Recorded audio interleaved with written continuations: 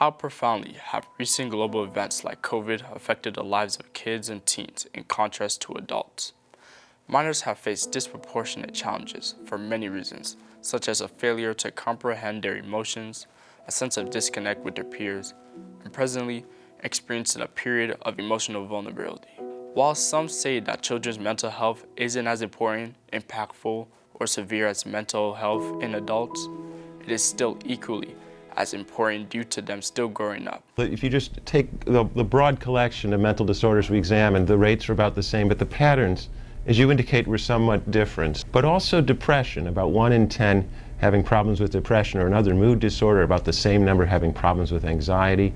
The recent COVID-19 pandemic has stunted teens' abilities to learn and connect with others.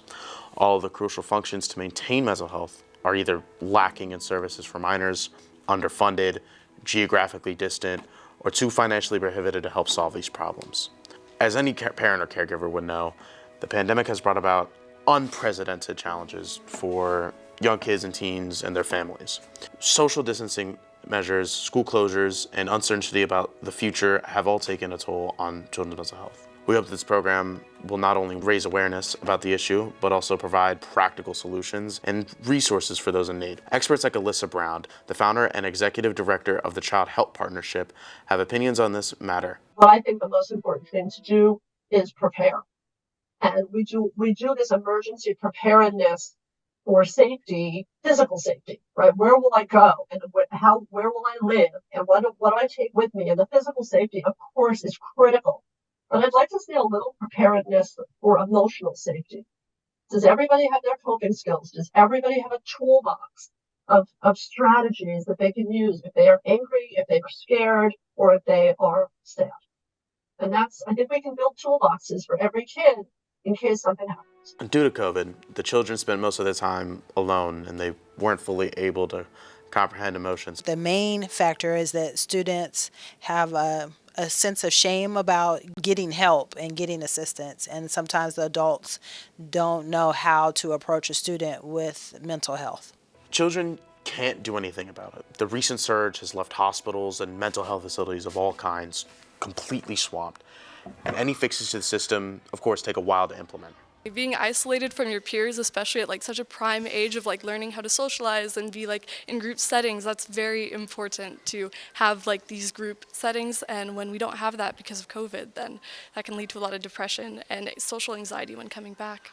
According to an article by the Wall Street Journal, written by Dan Troche, minors have to wait just over a month to get help, even after multiple suicide attempts. Most have to wait in a 13 by 13 foot ER room for months because every nearby mental hospital is full.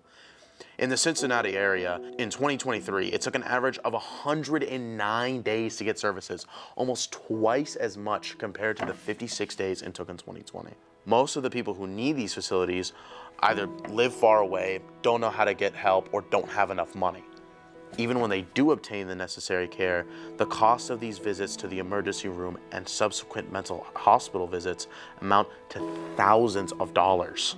Though some groups argue that adults' mental health is more or equally important as children's mental health, they have their reasons for this, such as high rates of depression and suicidal ideation before recent events such as the COVID-19 lockdown. Pre-pandemic rates from 2016 to 2018 in the United States show an average of 161 people per 100,000 with depression, 37.9 people per 100,000 with suicidal ideation or attempted intentional self-harm, and 21.9 in 100,000 showed trauma and stressor-related disorders. In the early stages of the pandemic, however, this got worse. According to the CDC, a 30% increase in deaths from drug overdoses occurred.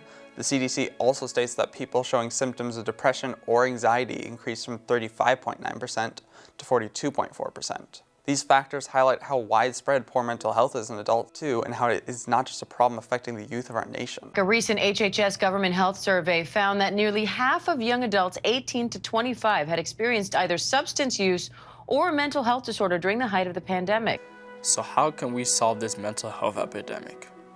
Looking forward, we can find several solutions. Studies on Syrian refugees found that education drastically helped with the children being able to cope with their health. School attendance had a positive effect on children's psychological well-being and cognitive and academic development. The government should, in response to this, expand funds that are given to psychiatrists and other forms of therapists. The older teens going to school wouldn't help as much, which is why it is important to have fully funded therapists, because one of the best things that a person can do to feel better is just talking about what their current struggles are. I mean, I wasn't aware of my mental health until probably this year, and I've definitely been suffering from things like depression for years, and I didn't even know. So I think that it takes a long time to figure out.